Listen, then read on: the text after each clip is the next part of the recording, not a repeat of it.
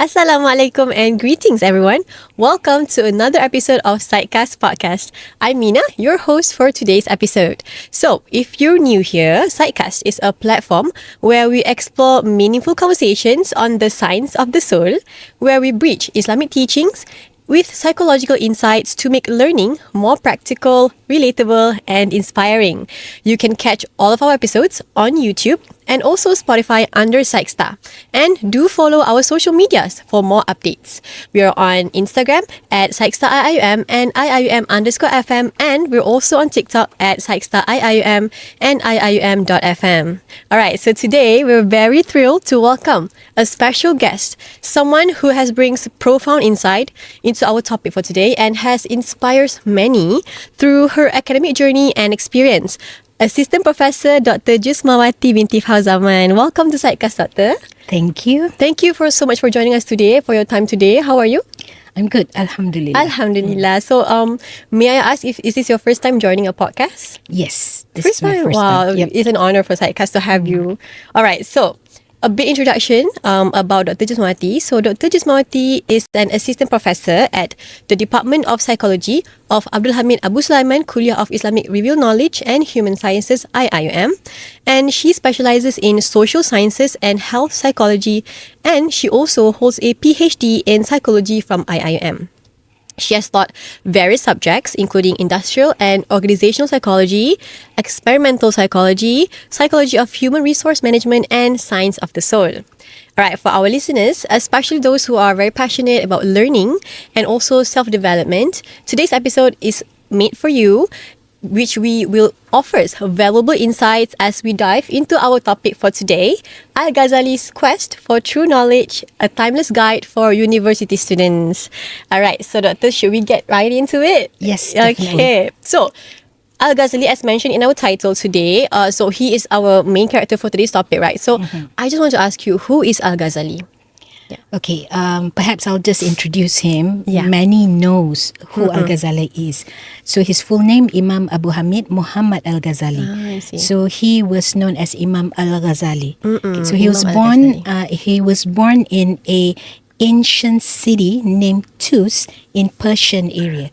So the city Tus is no longer exists. It has been destroyed via a lot of wars, practically by the Mongols. Right. So right now the closest city to the ancient city of Tus is known as Mashhad in the Razavi Khorasan province in Iran. Iran. So his period of life is 1058 until 1111 CE. Oh wow, that's so that's long period. ago. Yep. Very So long ago. why is he considered one of the most, you would say, influential scholars in the Islamic history? Okay, like all other early Muslim scholars and Islamic scholars, they are known as polymath. Polymath meaning that they establish their expertise not only in one particular area, right? So they are expert in many areas. For example, Al-Ghazali is very much prominently known as a jurist. So when we mention him as a jurist, meaning that he studied usul fiqh. All right, he studied usul fiqh. So in specific, he studied usul fiqh under the Imam al-Haramain named al-Juwayni. So that is his teacher. Somehow he became a profound figure in usul fiqh, and he developed mastery in terms of legal reasoning. So when we talk about usul fiqh, it's about legal reasoning and as well dialectical theology or kalam. So he is expert in that sense. And he is prominent as well because of his brilliance and his prominence. He was appointed as a professor. So appointed as a professor at that particular time is a huge position. It's a big position. So it's an eminent position, and he was appointed as professor at a very prominent educational institution known as Nizamiyah University in Baghdad. So if you mention about Nizamiyah University in Baghdad, somehow everybody knows. Right? So it's very prominent in that sense. So how do you think he is different from other Islamic scholars? there are not much. There is not much difference actually if compared between him and other prominent Muslim scholars, because all of them somehow value rationality as well as logical thinking. But with all other Muslim scholars, they value rationality as well as logical thinking, but then they sort of like put it within the parameter of reveal boundaries, all right? Because you cannot fully depend on your logical or rational capacity. With Al-Ghazali, he has a unique experience when he retracted himself and isolate himself for nearly a decade, searching for spiritual understanding. That is a bit different. So this is when he subscribed himself to the learning of the principle of Sufism. I'm not saying that he is the only one among the early Muslim scholars who learned Sufism. There are a number of them before him and after him. But he somehow has this experience. Nearly a decade, he isolated himself. He retracted from his wealth, from his fame, from his status, for example, and isolated himself just to seek for this inner truth. He started to question the very foundation of the knowledge that he taught. So that's why he retracted himself, just to get to understand what actually is the foundation. Is the foundation of all the knowledge that I have been disseminating to others are the right kind of foundation. So that is what makes him a bit more different. At the end of the day, we will talk about it later. So he tend to integrate his rational and logical capacity with spiritual experience, very in-depth spiritual experience. So that's what makes him different a bit from the other scholars. I see. So that's quite a inspiring mindset to have. So to relate your logical with your spiritual thinking. Yes. As a human, that's quite important, right? So what are some of his maybe major works and what his contributions to the Muslim education? Okay. His major work, definitely his magnum opus, if we can label it as such, is definitely the Kitab Ihya Ulumuddin. All right. If we translate the term Ihya Ulumuddin, is the revival of the religious science. Okay. So that is his magnum opus. So he talked about a lot of aspects of human being, for example, who is man, the conception of soul somehow, and also all the principles in Islam. For example, the principles of performing saum, performing zakah, and everything in this Ihya Ulumuddin. Okay. So another magnum opus is his book on the incoherence philosophers. So in Arabic, the title is Tahaffut al-Falasifah. So incoherence of the philosophers somehow is a critique that he wrote on specific early Muslim scholars. All right, early Muslim scholars, whereby he somehow feels that they leverage more on the rationality and logical thinking somehow in certain aspects of theology. So that is practically his magnum opuses. I see. Okay, so as we trying to relate more into education and university students' context. So how did Imam Al-Ghazali define true knowledge, and what was his conception of the soul and also its connection to knowledge? Okay, so practically Imam Al-Ghazali look at knowledge as or sort of like categorize knowledge into two. One is functional knowledge and the other one is revealed knowledge. So when he talk about functional knowledge, it's about all the knowledges that we use to lead our life in this world. All right. So anything that is functional, that govern our social interaction, that govern our working setups, for example, those are functional knowledge. And the other one is the revealed knowledge. So the revealed knowledge, meaning that the perimeter or boundary of knowledge being given or being bestowed on us via the revelation.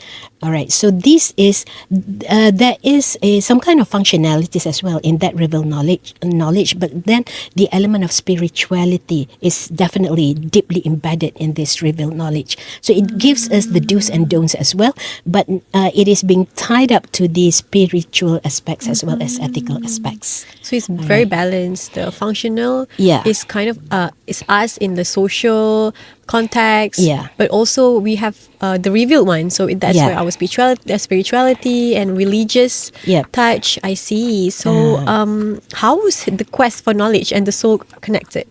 Okay, so when we talk about soul, let's look into the conception of soul by Al-Ghazali first. All right, so he mentioned that the soul is the essence of human being. Right, so the soul is essence of the human being. The body that we have, the physical body that we have, is the vehicle for the soul. So it is the soul that gets to know. It is the soul that gets to act, and it is the soul that gets to will thing. So that is how he described the soul. With that, he somehow described the conception of soul through four interrelated faculties or entities.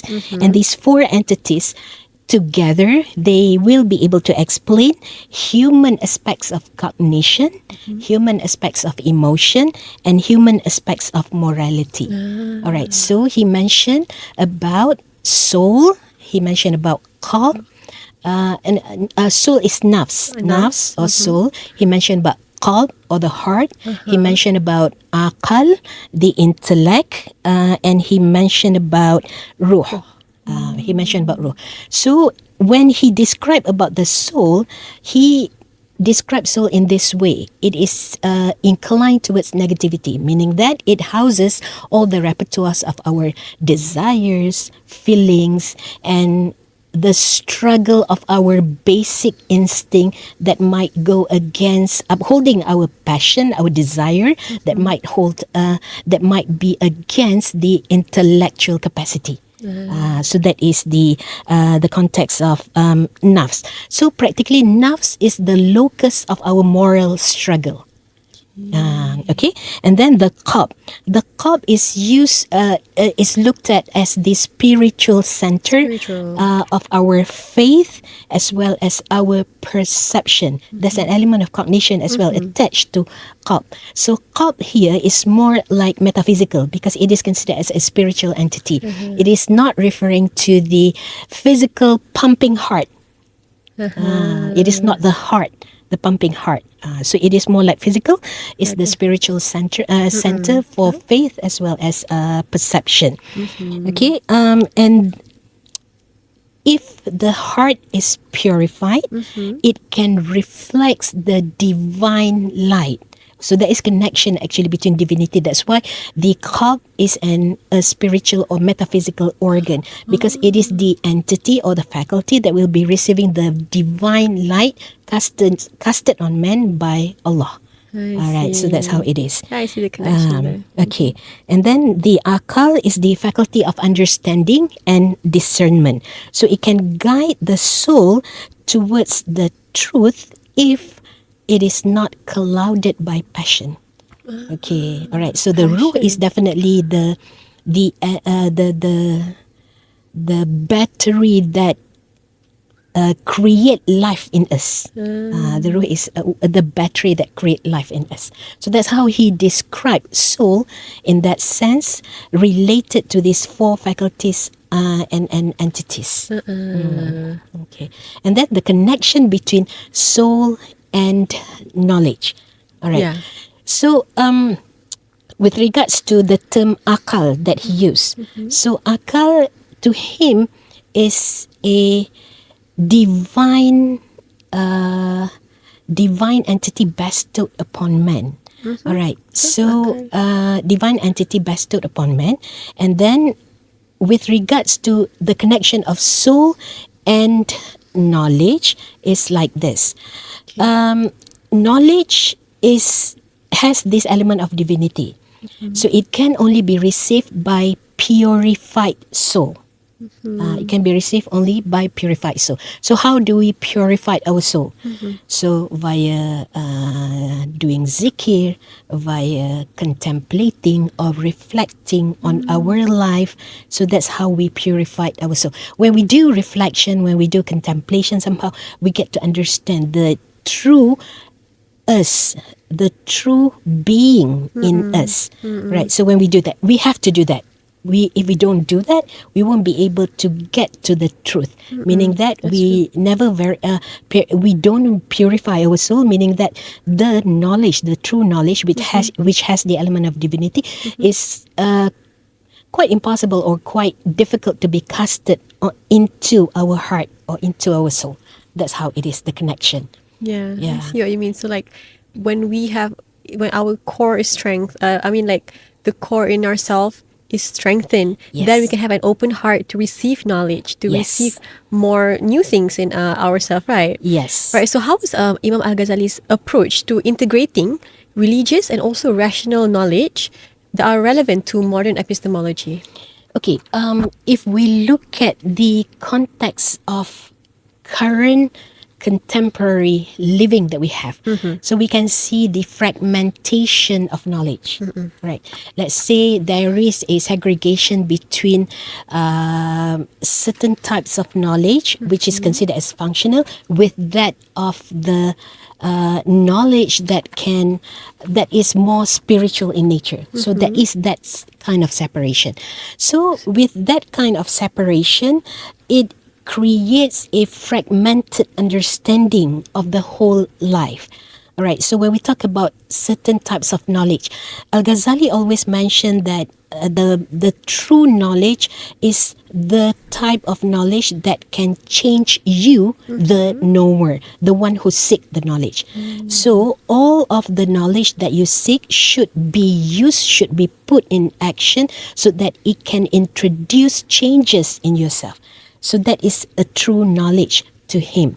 So here, when and then when we talk about the true knowledge, is knowledge that will be embedded in it, the element of morality, the element of ethics, the value that comes with the knowledge. Those things cannot be detached from any types of knowledge. So that's how he sees it. So when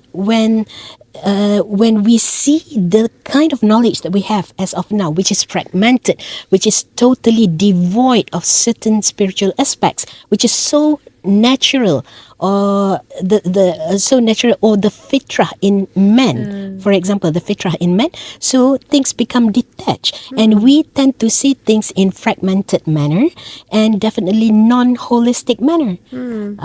Okay, so I think the philosophy brought about by Al-Ghazali somehow is giving us the true understanding. How should we create or consolidate every element which are important in our life. So we learn about man, but the man that we learn is devoid of the element of spirituality, for example. So it is giving us a incomprehensive understanding of who the man is. So it's very much relevant. Looking into what the paradigm that he brought forward, actually is very much relevant. So as of now, when we look into psychology, for example, initially it was pioneered by Sigmund Freud, who looked into the inner aspects of man, but very much sexually oriented, for example. It's truncated in a way. All right, and then they move into the behaviorism. You study only observable entities, and then they move into cognitivism. Somehow, there is still truncation in that sense. And then they feel that what actually is lacking in psychology, for example. And then they come up with the notion that why aren't we putting meaning into what we are doing, for example. And then come over like the approach, the more positive psychology approach, for example, that creates, that portrays how important is meaning in life, for example. So we can see that staggered development or evolution in the current contemporary psychological paradigm or perspective somehow. But what Al-Ghazali is mentioning way back then is already holistic in its nature. It never separated the element of spirituality or the true nature of man from being discussed or from being taken into consideration. So it never deterred the element of immateriality of man.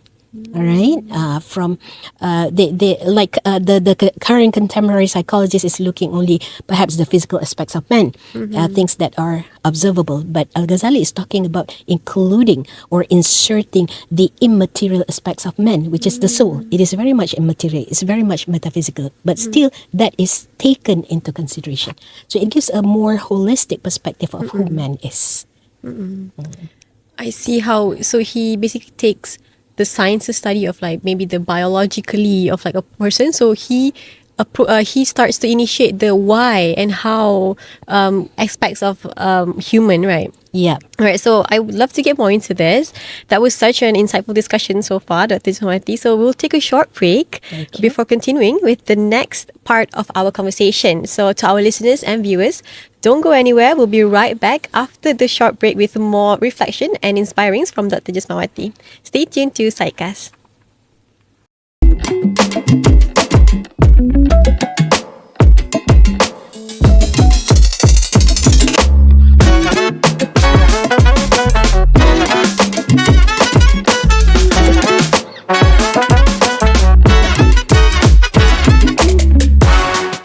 Welcome back to PSYC-CAST. Thank you for staying with us. And we're here again with Dr. Jismawati, continuing our discussion on Al-Ghazali's quest for true knowledge, a timeless guide for university students. Okay, so before the break, we talked about the connection of soul with education, basically, and how what was Imam Al-Ghazali's major contributions on what he initiated on the study of ourselves and so on. All right, so moving on. I want to ask you, right, nowadays, many students, they view education, right, as a means to just obtaining a degree rather than like a lifelong pursuit of knowledge and truth. So how do you think can Al-Ghazali's philosophy of education help nurture that sense of sincerity, purpose, and also personal growth in students? Okay, so generally, perhaps I want to relate it to the fact that we, as a human being, has been given the status of a vicegerent. All right, Allah gave us the status as a vicegerent. So when it comes to the vicegerency status, somehow we have to think of all sorts of our interaction. What is the intention of the action, not interaction, action. All right, so as a vicegerent, so we should be upholding certain responsibility. And we should be acting in a specific ways, right? And all of our action, because of the connection between the fact that we are here because of Allah created us. So there must be that divinity connection, all right? So hand in hand with that, we should also realize that all of our action has to be linked towards Allah. And how do we turn our action to be some kind of act of worship towards Allah? Similarly, when you seek knowledge, how do you think, how do you want to create that quest of seeking knowledge to be an act of worship? So starting point, perhaps Al-Ghazali mentioned about the beauty of a knowledge, the true knowledge is a knowledge that can change you, for example. And then he also mentioned about the you have to start your action with the right kind of intention. So we're talking about niyah. All right. So as of now, students, as of now, what do you want to gain via your quest of seeking knowledge? So if you want to gain like just a piece of paper as your diploma, as your degree, all right? So that is what you will get in return, All right, you will get in return. And then you want to have a degree just because of what? A degree will promise you a good life. For example, you can have a good job with great big salary, for example, and you can enjoy the materialistic world, for example, which is very common among students nowadays. That is what they aim. All right, they come to the university, get a degree. Sometimes, getting a degree doesn't come with getting the knowledge. All right, getting the knowledge. So it's for the students to ponder. Again, your intention, all right, your intention of seeking knowledge. So again, reflecting back to what Al-Ghazali mentioned, the true knowledge is a knowledge that can make changes or introduce changes to the knower. So you should be asking, students nowadays should be asking themselves, have all the information or knowledge that I seek contribute to any form of changes in me, for example, to any form of changes in me. And I think lifelong learning is about a moral struggle. It's about a struggle for you to get to know yourself way better than before. So that is the whole thing. So it goes back into your niyyah. It goes back into the kind of knowledge that you want to seek for what purpose. So it goes with really understanding or really questioning what you want to do with the knowledge that you have. Is it just like to gain material, to gain all the things in the material world, or is it like you can use it to gain something else? You can gain material world along with that spiritual connection and closeness to God. Closeness to God. You can do it. You can gain Balance both. it. Yeah. All right. You can have a balance. I'm not saying that you have to let go of all the material world. For example, we are living in the world. Definitely. So the balance. So start with the intention, the niyyah, and look at how you can turn your action of seeking the knowledge into an act of worship. Because at the end of the day, the ultimate aim of our soul is to be close to God. So that is the equation that perhaps students nowadays has to sort of like look into, all right, and formulate things along the equation. So maybe, how do you think maybe some steps or advices from you on how maybe students can, as you say, the first step is your niyyah, your intention, right? Because when we say, okay, so you have first step is to correct your intention, but how do you think they can do that? Maybe the steps they can do. Identifying the right kind of intention. So I always mention this as a student. We need to understand that our goal or our aim, our main objective being a student is to attain knowledge. So you have to question and you have to get to understand, what does it mean by attaining knowledge? Is it like enough for you to just get in class, take notes and memorize everything without even understanding what you are learning, and then sit for the exam, get an A? That's it, enough. Once you're done with this particular semester, that's it. You don't remember anything else, anything about it. All right. So is that the kind of knowledge seeking that you want? Or you can be like another type of students whereby the intention is definitely looking or seeking the knowledge to master the understanding. So I'm using the word mastery. Mastery the knowledge. You can be the master of the knowledge, meaning that if people ask you, okay, if you are a psychology student somehow, what does it mean by this, and this? You definitely can answer it based on your understanding, not based on your memorization. So as a student, you have to ask yourself. So it's about getting to know who you are, getting to know what you want. So that is identifying with the right kind of intention. All right, and then the understanding. I think this is very much prevalent or relevant in psychology itself when we learn about learning principles, the learning principles. So learning, any form of learning should, at the end of the day, introduce changes in you. All right, and Al-Ghazali mentioned about this. True knowledge is a knowledge that can change the knower. So you should ask yourself, whatever that you learn, how in how those information or those knowledge has changed you. Has it changed you? Has it not changed you?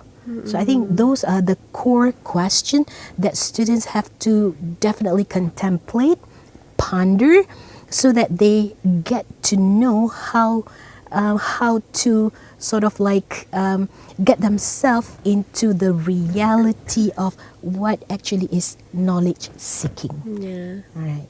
I love that kind of, because me myself as a student, that's kind of good to maybe change that perspective. Yeah. Not just like you mentioned before, not you just following what the people are teaching, so you're following this and that, Yeah. but rather try to be the master of it rather than Yeah. just following. Yeah. All right. So were there any practical methods from Imam Al-Ghazali himself that can maybe guide students in overcoming challenges and also maintaining, like you mentioned, both academic success and also personal well-being?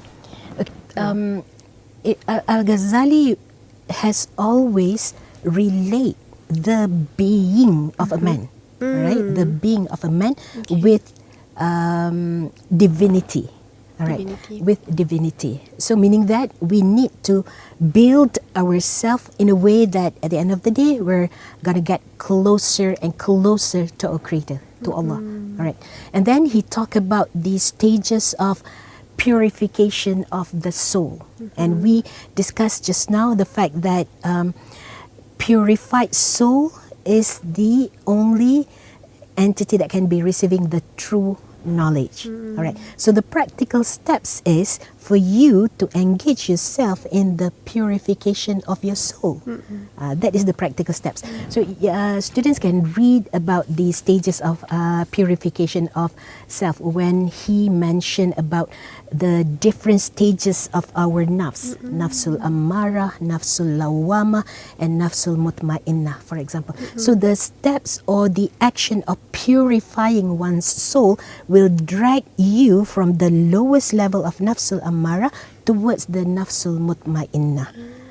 Okay, so that is the practical steps, and I guess that can be a starting point for students. There are many more practical exercises if we were to look into the gist of his contribution, the gist of his knowledge, knowledge that we can sort of like coin into practical solutions. But we can start off from this because it is very common. The purification stages that is proposed by him is very much common. So we can start from there. So first of all, identify what kind of intention that you should have, and that is initial, and then you start purifying your soul. And Al-Ghazali mentioned about purifying one's soul via the action of performing zikr, doing contemplation, for example. And during his retreat, that decade whereby he isolated himself, he searched for inner understanding via reflection, via performing worship. Ritualistic or religious worship, for example. So reflection, looking into deep inside yourself and asking all the relevant existential question in you, like, what am I doing here? I'm searching, I'm studying, I'm learning, but what am I learning? What's the purpose? How does my learning changes me or contribute me towards any form of improvement, for example? Okay, so perhaps that is one practical one practical step or action that can be taken, all right, to start up the rest of the thing. So in summary, I can see that somehow our quest in fulfilling the life that we are leading in this world has to be reflected and connected to the true journey of our being, which is not in this world alone, right? Not in this world alone. Okay, so that's practically it. So it's important to know the ultimate purpose of why you're learning. Yeah. Kind of the why, and maybe how the things that you learn can benefit you and what can you gain from it, right? Yeah. To be really honest, I've always, because I've heard a lot of stories and contributions of Imam Al-Ghazali before, but I never kind of connect his teachings with myself as a student. Like I never really kind of dissect what his contributions was and how can it affect me and maybe even the human life right now, right? All right, so last episode, right? Last question. As we come to the end of today's episode, I want to ask you one final question. What advice would you give to inspire undergraduate students in their pursuit of knowledge and life purpose? I think, first of all, students should do. I mentioned the word we. It is me is included as well. Okay. I'm no longer a student, but I'm still a human being. So we as a human being, it's just that at this particular juncture, you guys are fulfilling the role or assuming the role and responsibility of being a student, for example. So first of all, you have to do reflection. Reflection of who you are, of your action, of the way you think, of the way you react to other people, the way you interact with other people. Do that. All right? Do that. And then change your mindset. Okay? Change your mindset in the sense that I know it's difficult as of now because our culture is very much hedonistic in nature. Right? Hedonistic in nature in the sense that it promotes materialism. So like it or not, we are living in this kind of culture. But you have to have the bravery or the gut to be different from the mainstream culture. Because the mainstream culture is not necessarily the right kind of culture to be emulated. All right? So you have to look into that, have a different mindset. So if you know that you're living in a very hedonistic culture that promote materialism, so ask yourself, is this the kind of culture that I should be supporting, for example, or I should be inculcating in myself, for example. And then start to develop or understand the fact that with every single thing that we do in this world, there should be the element of akhlaq attached to it, or adab attached to it. It's very, very important. Okay, it's very important. It's not about you interacting. It's not about like our life or anything that we do. Our action should never be detached from the element of adab. All right, the element of adab. So the way you interact with your fellow friends, for example, the way you interact with the kakak cleaner, for example, the way you interact with your lecturer, all right, and the way you interact with your environment. There is also an adab that you have to think of. Do I litter because of what? When I litter, the environment will be suffering, for example. There is also an element of adab, of values that you have to attach to every single action or every single interaction that you build up. Okay, and then develop humility. Humility, that is very important because right now people are very much self-centered. They tend to be very arrogant. It seems to be like the world revolves around them. Okay, they feel so entitled. All right, they feel so entitled, and it brings them to be very much arrogant in a way. Right, so we are losing that element of humility. Right, we are losing that element of humility. I want it, therefore everybody else has to give it to me. So it becomes like very much arrogant in that way. So the element of humility is and then it coincide as well with the fact that the more knowledge that we get, the more knowledge that we get, the more knowledge that we seek and that we get, the more the element of humility has to be there.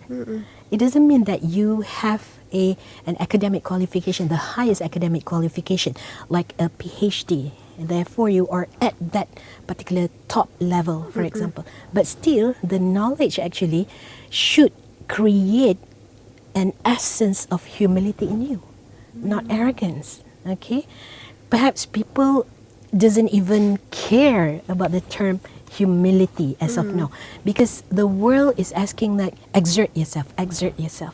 All right, exert yourself, meaning that you have to push yourself so that you can be seen. For example, nobody is talking about being humble or attaining or retaining that element of humility, right? So I think it's very important in that sense. And then if we look into Al-Ghazali's conception, whereby he integrate the rational and logical capacity with that of reveal element, for example. So it gives an understanding that we should put things, the perspective is putting things in a balance. All right. He values rational and logical capacity, but not without a strong grounding in revelation. So it is a balance. So I guess students have to sort of like look into this, and I would like to stress the importance or the significant point that our action cannot be detached with certain positive values that will be portrayed in the mannerism or in the adab. That is very, very important. Okay? And we can see when knowledge, true knowledge is acquired, meaning that you have a purified soul, then you can somehow see things in the world, not with your naked eyes, definitely, but with your Open heart. The eye of your heart. And I think that is one core thing that people tend to forget. All right, tend to forget. So things that you need to understand about you are not going to be displayed out there clearly, but it goes inside. All right, it goes inside. So I guess those are the things that somehow it's beginning to be forgotten, right? Because people don't see the value, but right now we are reviving the value. True. Yeah. So what I'm getting from this is, all those types is very important. So first, from what Doctor just mentioned, so purify your soul first, have an open heart, and then what was the second one? So purify your soul first, and then correct your intention, your niyyah, and then achieve that balance, right? Yeah, so achieve not that only just try to achieve that one thing and then maybe like overdoing it, but achieve of that balanceness, like from Imam Al-Ghazali's what was his perception, the revealed knowledge and the functional knowledge. So achieve for that balance. So I think that advice not only is just for students, but I think anyone who's watching right now, if you're not a student, that's also applicable to you. Yes. Right? All right. So thank you so much, Dr. Jasmawati, for that. And I think that brings us to the end of our discussion today. A heartfelt thank you to you for sharing your time, your wisdom and insights with me and the viewers. And of course, thank you to all listeners and viewers for tuning in. As always, you can catch more episodes of the PSYC-CAST podcast on YouTube and Spotify under PSYCSTA. And also, don't forget to follow us on social media. We're on Instagram at psycstaiium and iim_fm. And we're also on TikTok at psycsta.iium and iim.fm. All right. Thank you so much, Dr. Jasmawati. And until next time, this is Mina signing off from PSYC-CAST. See you in the next episode. Assalamualaikum.